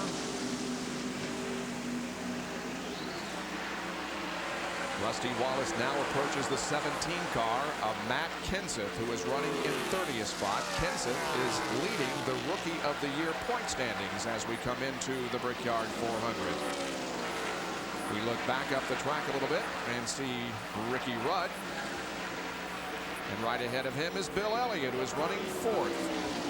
These cars are 10 seconds behind the leader, Rusty Wallace. Right now, this thing looks like a 3-car race right now between Rusty Wallace, Jerry Nadeau, and Bobby Labonte. And Jeff Gordon is running right behind Ricky Rudd, but Jeff is not on the lead lap. He is a lap down in 34th position. That car damaged in the incident early that took out Mark Martin. Jeff Gordon had contact with Rick Mast and spun him around, and there you can see the result of the contact. Damage on the right front of the DuPont Chevy. So Snoopy did not get to victory lane. Again, they're commemorating 50 years of Peanuts cartoon characters. Charles Schultz. There's Tony Stewart, who's 6th. Here comes the 7th place car of Jeff Burton. Wow. Started back in the 33rd position, has worked his way up to 7th. And Ray Dunlap has a report on pit road. Well, Benny, it was that very first pit stop where Jeff Burton took on 2 tires up, giving the track position. But here's what they've been working on. Jeff has been saying that he thinks the car is going into the turn number 2 just a little bit too hard. He said, I think I'm overdriving it. So he called spotter Bobby Hudson and he said, when I get ready to go into turn number 2, tell me to slow down. They did that a couple of laps. He started picking up 3 or 4 tenths on every single lap. So then he called spotter Buddy Parrott and said, do the same thing for me down in turn 4. So the 99 car is slowing down in turn 2 and turn 4, and it's making him go a lot faster. Jeff Burton currently about 17 seconds behind our leader, Rusty Wallace, but he's learning a better way around the racetrack. Jeff is coming off a 2nd place finish at Pocono 2 weeks ago and is in a brand new car here for the Brickyard 400. It's a good thing he asked the spotter, not the crew chief, because the crew chief keeps telling you to go faster, go faster. Rusty Wallace still not able to get around Matt Kenseth, who was just ahead in the DeWalt Tools number 17. And Bobby Labonte has moved into that 2nd spot, getting by Jerry Nadeau. Now Wallace looks to the inside, entering turn number 3. Still can't make the move. But Kenseth will give him room. And now that's the 77 car of Robert Presley, who is in 29th spot, that Rusty will try to lap next.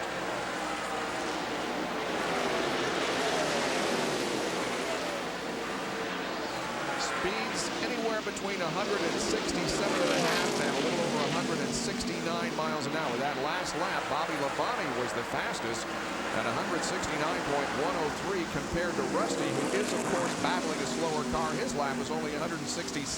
He finally is going, I think, going to get position on Robert Presley.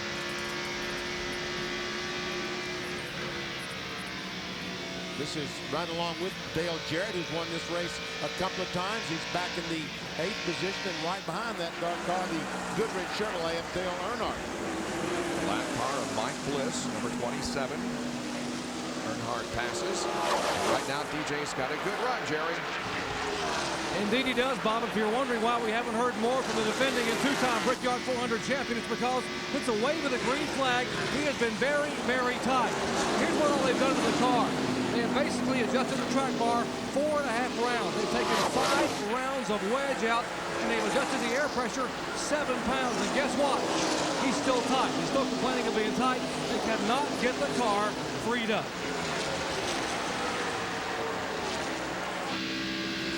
On board with Bobby Labonte, and you can see how close he is to the leader, Rusty Wallace, just up front. They pass by Elliott Sadler. Now come up on Sterling Marlin, who's in 27th spot.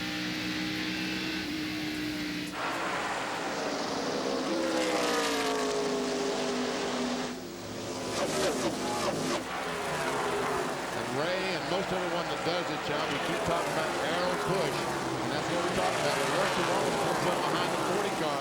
Well, this time he gets a run on down the stretch and gets position and goes by.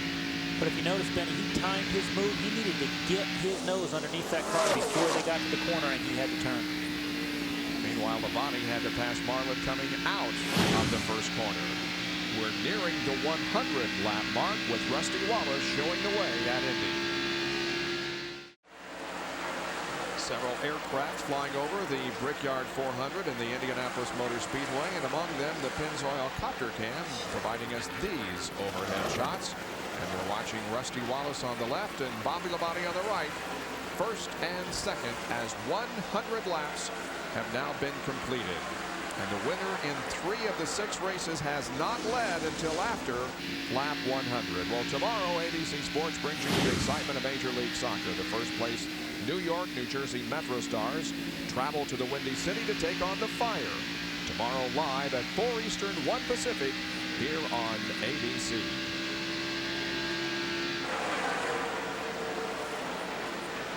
See the leaders go by. Rusty, Bobby Labonte, there's Jerry Nadeau. And see McDonald's car, Bill Elliott. He is really getting around this racetrack. Ray, how much distance has he made up on the leaders? He's made up over 2 seconds. He's gaining about 0.3 of a second a lap. So whatever they've done in that car, I hope they've got another set of tires just like that set. That speed that you see there, 168.735, was the fastest among the top 6. Compared to Rusty Wallace's 167.776 last lap. Jerry Punch. Just spoke a moment ago to Eddie DeHaan down here in the Bill Elliott pits. Exactly what you guys were talking about. Bill said the car's been loose in 1 and 2 and tight in 3 and 4. They've been adjusting on it on their last stop. They took a half a pound of air, put a half a pound of air in the left front tire. Now Bill came on the radio and said, guys, the car is getting better and better. Before this one's over, we are going to make a run at it. Elliott's best finish at a Brickyard 400 was the inaugural running 3rd. He finished 4th in 95 and has had a couple of other top 10 finishes, 10th in 96 and 8th in 97. There's our pole sitter, Ricky Rudd, who is in 5th, almost 9 seconds behind the leader.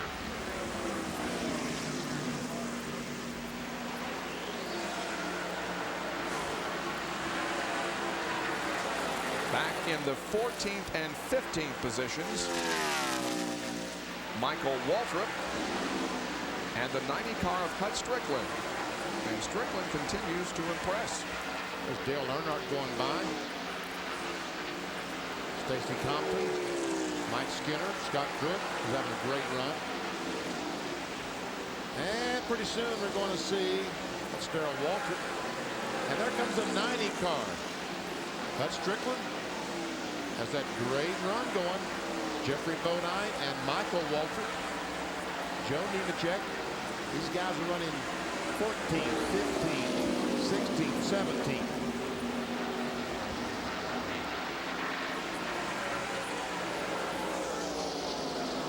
Michael Waltrip in the number 7 car there led the cheers when his brother Darrell turned in that outstanding qualifying run in first round and ended up on the outside of the front row. But Michael was on pit road leading the cheers and hugged his brother when he got out of the car. It was a very special moment. Quite an emotional moment. By the way, that Nations Rent number 7, the black and yellow car, they announced a couple of weeks ago, in case you missed it, that Jimmy Smith is going to change his team to Ford automobiles next year from the Chevrolet Monte Carlo. Penske Engines has agreed to be the engine supplier for them next year. And Michael Waltrip is back as the driver and Bobby Kennedy as the crew chief. Michael started 5th and finished 27th in last year's Brickyard 400. This year is in 16th at the end of 105 laps. There is Joe Nemechek.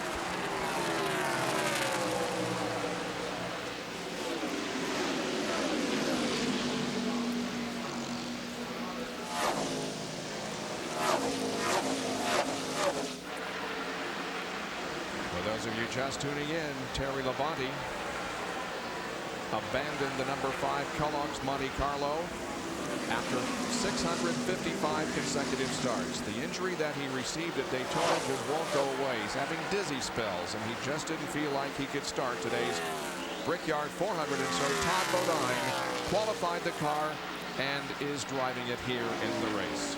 He's currently in 19th position.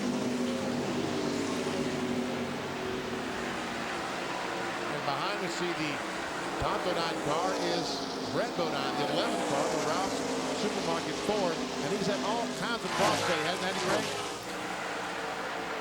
Well, he really has, Benny, and he's had to come into the pits twice now for green flag stop because the car is so tight. He says it just cannot turn at all in the center of the corner. So they came in, made some major adjustments. He went back out. He only ran 15 laps before he had to come back in again. So when you do that and you pit under green, for sure you're going to lose a lap. I think Brett's lost 2 or maybe even 3 now.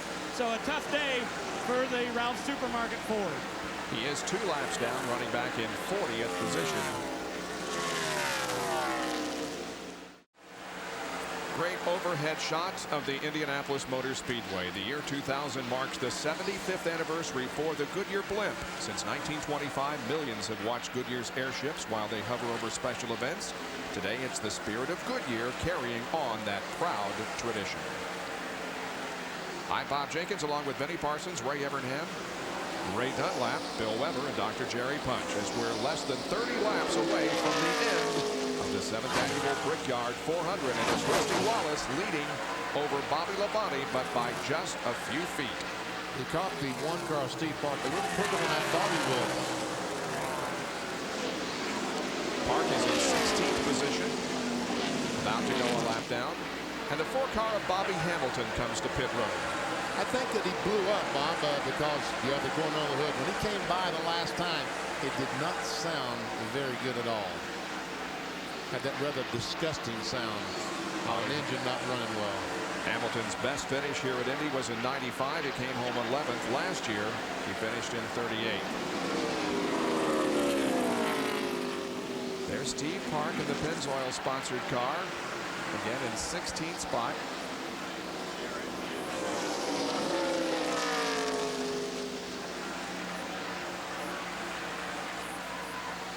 Only 2 caution periods in the race today. Only been under caution for 7 laps. The average speed is 153.481 at this point. 5 different leaders besides Wallace, Rudd, Nadeau, Bobby Labonte, and Stacy Compton. Wallace has led 97 laps to this point.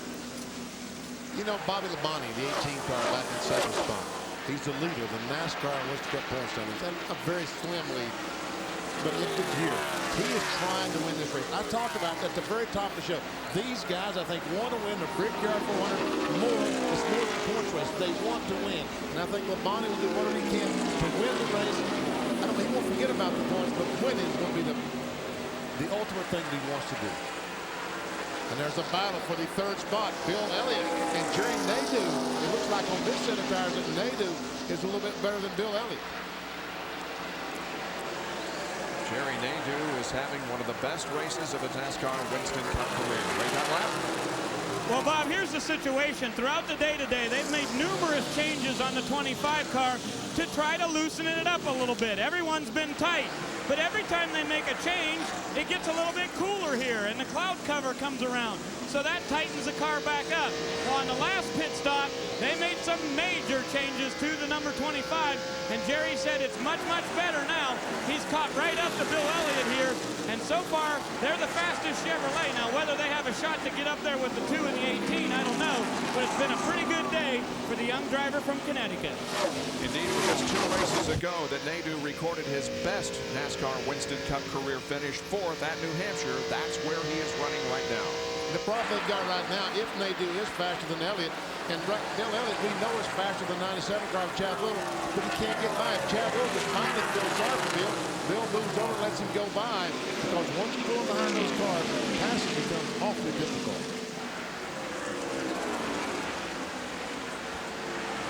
So Nadeau is running in the 4th position, and the 5th place runner is Tony Stewart, running about 12.5 seconds behind the leader. And the guy that has lost some ground in the last 30, 40 laps has been Ricky Rudd, who ran 5th for a long, long time. He's now back to the 7th spot, as Jeff Burton has moved into 6th.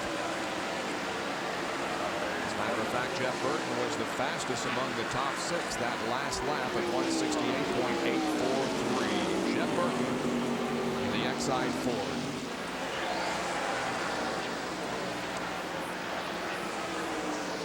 And there's Ricky Rudd that I was talking about that's fallen back to 7th position now.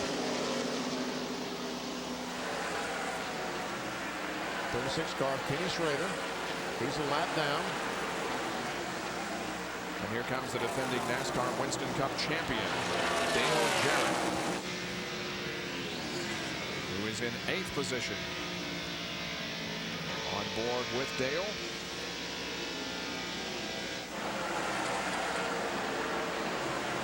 Next car in position is Dale Earnhardt, the Goodwrench Chevrolet. And right behind him is his teammate,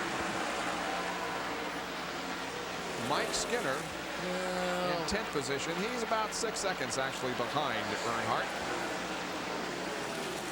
See Elliott Sadler with a hand out the window telling Mike Skinner, go on the inside. I will not go down and run you on the grass. And he did.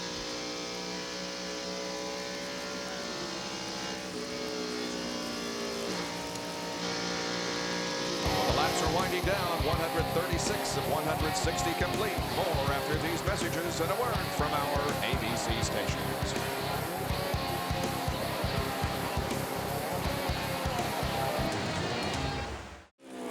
Back at the Indianapolis Motor Speedway in the Brickyard 400, Rusty Wallace continues to lead Bobby Labonte. Down the middle, Weber. With crew chief Jimmy Nacon. Jimmy, what's your weather forecast, and can you catch Rusty? Well, if I could forecast weather, I'd have a different job, that's for sure. But doesn't look very good right now. Everybody telling us the rain's not far away, but it's going to be iffy if it comes before the end of the race or not. So we're guessing it's going to go the full distance, and right now we're trying to wear Rusty down. Bobby's got a pretty good race car. Problem is, it's so difficult to pass here when you get up behind somebody that takes the aerodynamic downforce off the car, and the car slides a little too much. So we kind of got to wait for Rusty to make a little mistake and capitalize on it. I think if we can ever get by him, we'll be okay. See what happens. Here's Dr. Jerry Funk. With Bill Elliott, crew chief Kevin Graham. Kevin, what have you told Bill about the weather? We told him there were scattered showers about 10 minutes out. Trying to get him to get after a little bit. 25's closed on us a little bit. 18 car is really good. We're as good as the 2. If we catch that caution during this rain, we'll have a good shot at it. So you think you may have a shot to reel in the front 2? Do you think you got a good shot at him? I don't think we'll reel him in from here, but if we catch a caution here, the way these guys have been putting the pit stops out, and this McDonald's crew, they're awesome. We can get out in front of them, hold it off. All right, that's Kevin Graham in the Bill Elliott pit. Let's check in with Ray Dunlap.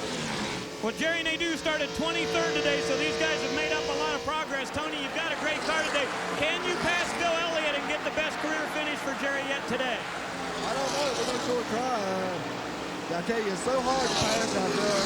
These cars are dependent on the air on the front of the nose so bad that it's really tough to pass. If we could get out front, we'd probably be the fastest car here. But, you know, it's just a hard deal. It's you've got to get yourself in the right position. And I think Jerry can do it. I really believe he can do it. He's building his hard out today. These guys have given good pit stops. The engine shop has given us real good motors. Just can't really say enough about what Jerry has done today. Well, these guys have done a lot of adjusting today here, and Jerry Nadeau's having a great run. Indeed, he is still running in the 4th position, about 8 seconds behind the leader. But not too far behind Elliott, Ray. Benny, we were afraid we were making too big of a deal out of the arrow, but it is a big deal. Almost everybody that they've talked to has talked about it. Yeah, exactly.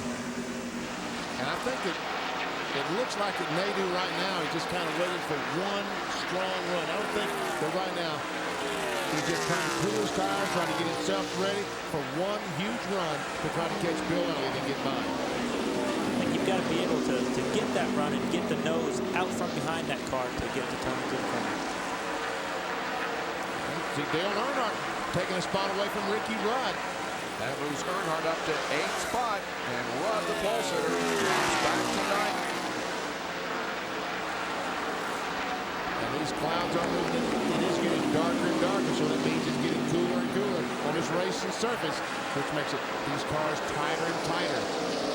We talked about the huge purse up for grabs here today, $6.5 million. We also talked about the fact that some drivers would probably race here for nothing. If Bobby Labonte can win the race, he will also win the Winston Leader bonus, which is up to $190,000. That goes to the Winston Cup points leader if he can also win the race. Right now, Labonte is second, but just behind Rusty Wallace, who has led 109 of the 143 laps completed at Indy. The battle up front is an intense one. Bobby Labonte has grabbed the lead from Rusty Wallace, but Wallace just won't give up. Now he's going to have the same problem that Bobby Labonte's had for so long. Get in that air pressure, get in that, losing that air pressure on the nose. Here's how it happens coming off the corner. And watch as they go down the straightaway. Rusty Wallace not wanting to give up, trying to fight back. Contact. But Bobby Labonte, the right front and the left rear of Rusty Wallace, but Labonte makes that move down in turn one. And that pass comes with less than 14 laps to go. They come down to complete lap number 147. 13 to go in the Brickyard 400. And now Labonte seems to be able to pull away a little bit from Rusty.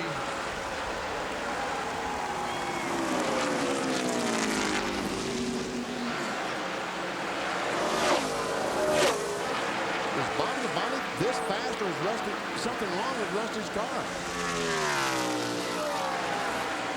Maybe it's just the fact that Bobby Labonte's car is that fast. And what he's going to have to watch out for now is that he didn't damage that right front tire. He doesn't have that fender rubbing on it. That's what I was concerned about. Possible was cut in that right front tire on the 18 car. Bobby Labonte took the points lead after Darlington lost it at Talladega, then retook it at California and has been to the points lead ever since. Now we have 12 laps to go, and we understand that rain may be about 15 minutes away, so hopefully we're going to get the 12 laps in under green and we can settle this thing without a shower. Last time by, Bobby Labonte ran 168 miles per hour. That is a 4 mile per hour faster than anyone else in the top 6 cars. The third place car is driven by Bill Elliott, who is 7.5 seconds behind Bobby Labonte.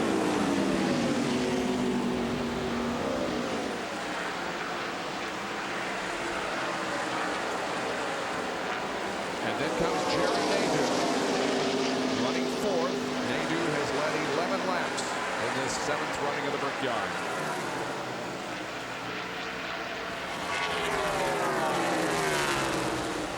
Continuing to run in the 5th position is hometown favorite Tony Stewart.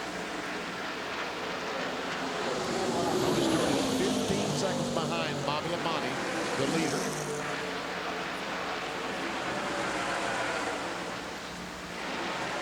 And then about 6 seconds behind Stewart is the 99 car of Jeff Burton. He's 6th.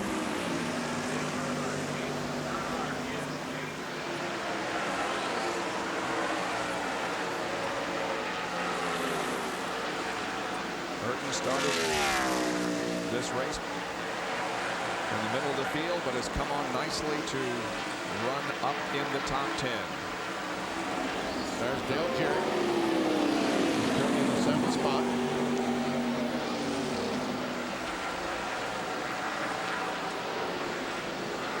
There's Jeff Gordon with his damaged car. He celebrated a birthday yesterday. Here is Dale Earnhardt, who is shown in the 8th spot.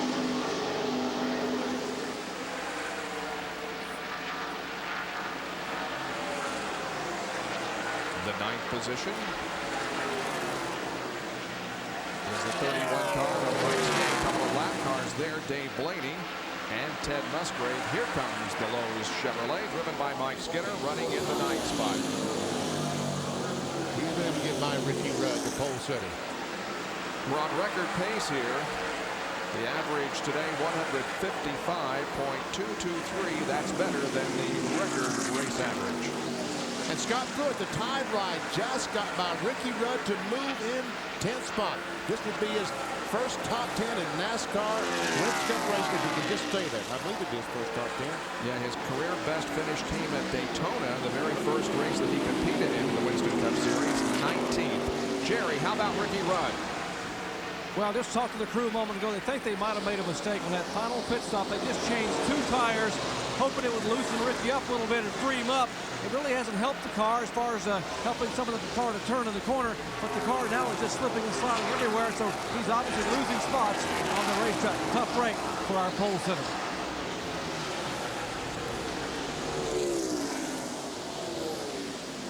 Well, Darrell Waltrip certainly had high hopes coming into the Brickyard 400. Starting second, he had hoped that he could perhaps pull off a big victory here in his victory tour year. He's not going to go into victory lane today, but it does have to be somewhat of a victory for Darrell Waltrip, who is currently 12th. This weekend is a big victory for Darrell Waltrip. And it looks like that Ward Burton has signaled for Darrell to go right ahead. So Waltrip will go to 11th. The 13th place car of Dale Earnhardt Jr., who ran up amongst the leaders in the early going, but has fallen back now to the 13th spot in the Budweiser Chevy. 22 car Ward Burton. We saw Darrell Waltrip going by. He's back in the 28th spot. He's a lap down. Next car behind Dale Earnhardt Jr. is Jeffrey Bodine in the 60 car, and he's not that far behind. About a half second behind Junior. The last car on the lead lap is Hut Strickland driving the Junie Donlevy car. There is Hut, and this is also a big victory for Hut. This is his first ride in the car. Junie Donlevy kind of cleaned house. Got rid of the driver, the crew chief.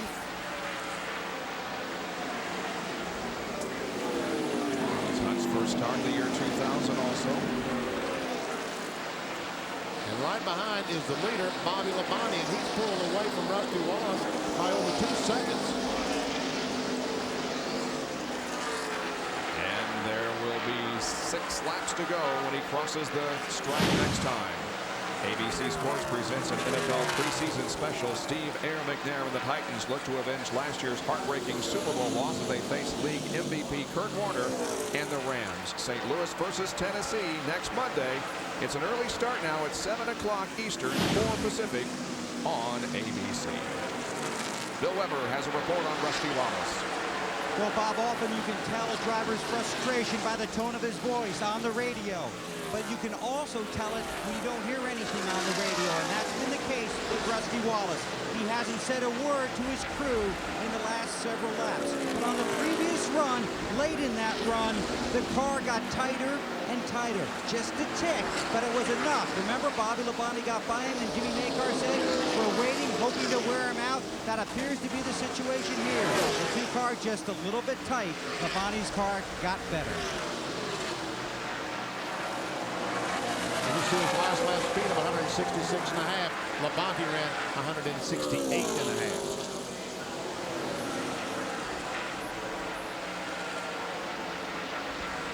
Rusty realizes now with 5 laps to go, unless some miracle happens, he will not win his first Brickyard 400. Bobby Labonte has posted runner-up finishes here in 97 and 99, finished 3rd in 98. If he can hold on for less than 5 laps, he will be the next to write his name in the record books here at the world's greatest race course as winner at the Indianapolis Motor Speedway. With his brother on the sidelines, there we see Ricky Rudd making a pit stop. With his brother on the sidelines, Labonte is in command of this race, and Ricky Rudd headed for pit road here with just less than 4 laps to go. Well, my guess is by changing 2 tires, trying to get some track position, they did not put all the fuel in the car he needed to go to the end of the race.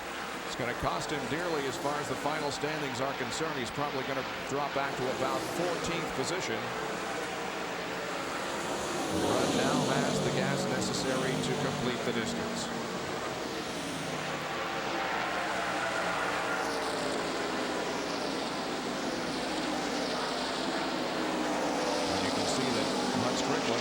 car on the lead lap is not too far from going a lap down. But the big story is that there's only 3 more laps to go for Bobby Labonte.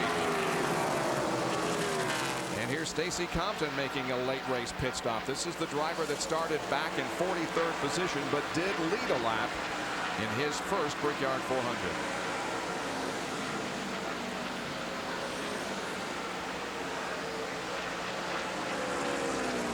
Mark Melling, the owner of this car, is not in attendance here in Indianapolis today. He's attending a wedding, his own in Michigan. Congratulations, Mark. Wish you could have been here at the race, but some things won't happen. Labonte up in the north end of the racetrack. Looks like Kenny Wallace might be out of gasoline or something. The Square D car was slow up between 3 and 4. He's running in 29th position. Now just 5 miles from victory is Bobby Labonte.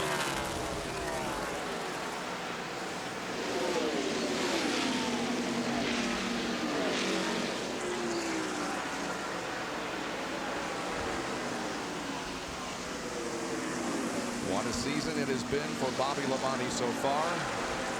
He could be the NASCAR Winston Cup points champion for the year 2000. And he is a lap and a half away from being the winner of the Brickyard 400 in the year 2000. Ricky Rudd, with that unscheduled pit stop, or that final pit stop, it probably wasn't unscheduled, has fallen back to the 21st position.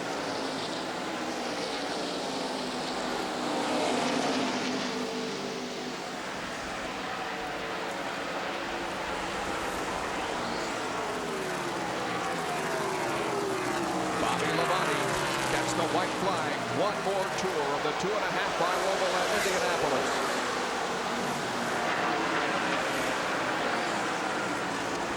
Oh man, how excited that Bobby Labonte must be inside that Interstate Battery Pontiac.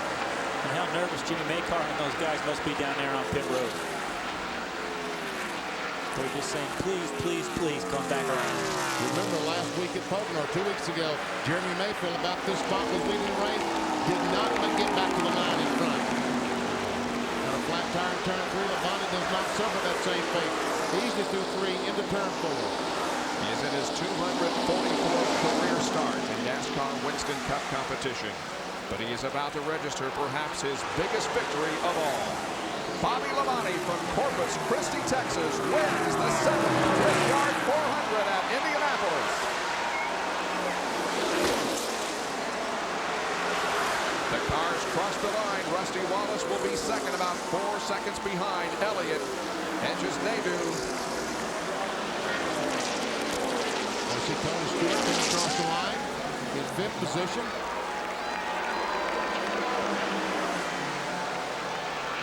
Sixth spot is going to go to Jeff Burton. A huge celebration going on in the Interstate Batteries team.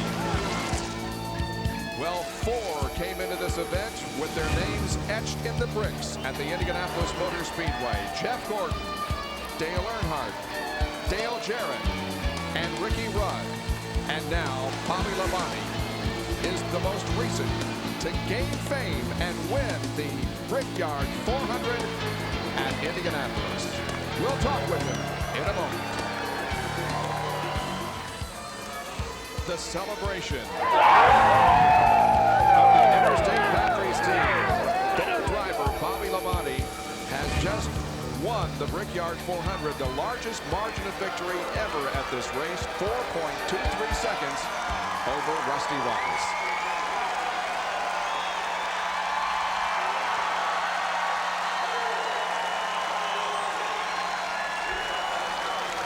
Here's Jerry Clutch in victory lane. And a huge hug from his wife, Donna, as 36-year-old Bobby Labonte from Corpus Christi, Texas, has won the 7th running of the Brickyard 400. And Bobby, as he gets a shower from his teammate, Tony Stewart, and a huge congratulatory hug and high five as Tony comes from the back of the car. Bobby, what an outstanding effort as the crew now continue to hug. Here's Jimmy Maycar, the crew chief. You think this race doesn't mean a whole lot? My goodness. Bobby, what an effort. You and Rusty those final few laps, and once you got by, you were gone. Well, I tell you what, Can't think of a better day right here. This Interstate Batteries Pontiac was awesome all day. Crew did a great job in the pits. I can't think of a better day. I rode around with Darrell Waltrip on the pace lap. I got him to sign my hat. My brother, I wish he was out there. He missed his first race today and a lot of races, but to start up a lot more. And to beat a great driver like Rusty Wallace was just awesome. These guys did a great job. You know, been close here, just come up this time, and gotta thank all these guys, Jimmy Maycar, Joe Gibbs, and everybody on the Interstate Pontiac. Again, it's just a great day. Rusty Wallace put up a great fight, and I was better than him in turn 2, and you know, just at times I can outrun him a little bit better than some other times. I got by him and gave me a big shove, I guess, and it helped me out. Well, Bobby, we've got a trophy to present to you. Let's bring in the president and CEO of Indianapolis Motor Speedway, Anton H. Tony George. And Tony, for the presentation of the Silver Brick. Congratulations, Bobby. Congratulations to you and everyone on the Interstate Battery team. Thanks, Tony. It's great. You know, again, this is one of those races that you dream about, and I've been dreaming about it a long time. And Tony Stewart made sure I remember when I kissed those bricks, they're Hoosier bricks. So anyway, I'm excited about it. I can't believe it. It's just a great day. Again, a lot of things happened this week. You know, just glad it turned out like this. His car owner has won the Super Bowl 3 times, the Daytona 500 once, and now Joe Gibbs owns a win at the Indianapolis Motor Speedway. His driver, Bobby Labonte, in victory lane. It's Labonte's second win of 2000 and his 14th NASCAR Winston Cup career win, and it came in his 244th start. We have a lot more from here at Indianapolis, but coming up later here on ABC Sports, the 4th and final race of IROC 24, the International Race of Champions, as we decide the champion for this season. That's next on ABC. We'll be right back. Rusty Wallace is able to smile. You just got a handshake from Roger Penske. You thought this was going to be your day at Indy. What happened at the end? Well, I was just a little too tight when the clouds came over. We made an adjustment that last pit stop to take the push out of it. And to tell you the truth, I was just too tight going into turn 3 and exiting turn 3. And that's where Bobby got me. And I knew if he was going to get me anywhere, that was going to be the spot because I was weak there all day long.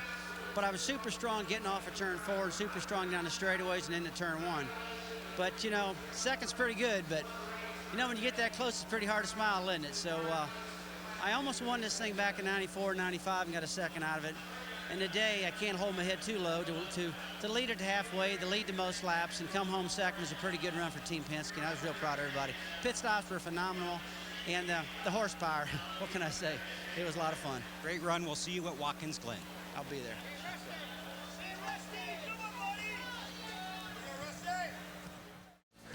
And our thanks to the Spirit of Goodyear blimp, which has been circling over the Indianapolis Motor Speedway for providing the aerial shots and helping us cover today's Brickyard 400 here at the Indianapolis Motor Speedway. A reminder that coming up next, we'll see who wins the IROC Championship this year, the 4th and final event of IROC 24 coming up next here on ABC Sports.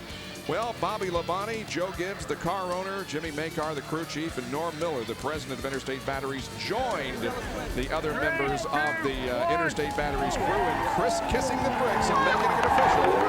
Bobby Labonte wins at Indy.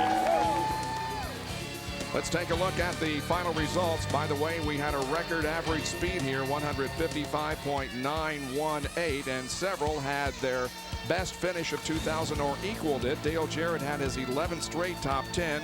Bill Elliott equaled his best of 2000. So did Jerry Nadeau. And Scott Pruitt also recorded a top 10 finish. So, guys, it's over for another year. Yes, it is, Bob. And sometimes a lot of things happen to a guy can pull into victory lane. But I think that today the best car won the race. It was good. Indy's always a classic duel between 2 cars. Today it was Rusty and Bobby. And we had the fewest Brickyard DNFs for this year. Let's go down to Ray Dunlap. Well, Bill Elliott tied his best run here at the Brickyard, finishing 3rd today. Was there anything you could have done that car to make it just a little bit better? Well, we needed to have been just a little bit different there the last run, but you know, you let too much distance get on those guys, and that was it. You know, I made some good time on them the run before, but then the last run, they got some traffic between us, and the track got cooler, and I just kept getting a little farther off and could never make no time up on those guys. This season's been a bit of a roller coaster. 4 of your last 5 races have been 30th or worse. Is this a confidence builder? Well, the thing of it is, we've been running better than what our finishes reflect. And I mean, if we'd been running bad and finishing bad, it'd be a different deal. But I think today solidifies kind of what this team's all about. And at least we can come out of here and get to some of the races we run pretty good at and see if we can't keep putting things together a little bit better. 3rd place today for the McDonald's Ford. Back in victory lane, Joe Gibbs. There have been Super Bowls, there have been Daytona 500s, and now Indianapolis. How does this rate? There's nothing bigger than this. We have ball today. I want to thank everybody back there at home. It's a total team effort. Everybody back at the shop and everything. Obviously, Bobby, fantastic. Jimmy, everybody here, including the 20-car guys, everybody took a great team effort. Lord bless us with a great day, and we're just absolutely thrilled. We're having a ball, believe me. We kissed bricks. I got any bricks on my lips here? You look great. We kissed those bricks, believe me. Okay, Joe Gibbs, the celebration continues in victory lane. Let's go back to Ray Dunlap. Well, thanks, Doc. A lot of great news today. You're the best Chevy. You led the Brickyard 400, and next week we go to a road course. How about that? I can't wait. It's going to be a lot of fun. You know, what a great place, Indy. You know, we had a lot of people here from michaelhogan.com. Probably had the most people ever, and this is for them. I mean, this is for the team, everybody. John and Rick Hendrick, the whole Hendrick camp. This is pretty awesome. This is one of the best races of the year, and to come home in the top 5, I can't ask for better than that. Okay, great day there. Ties his best career finish. Jerry Nadeau finishes 4th. Boy, he did have a great day and led 11 laps of this race, and for a while he appeared to have the car to beat.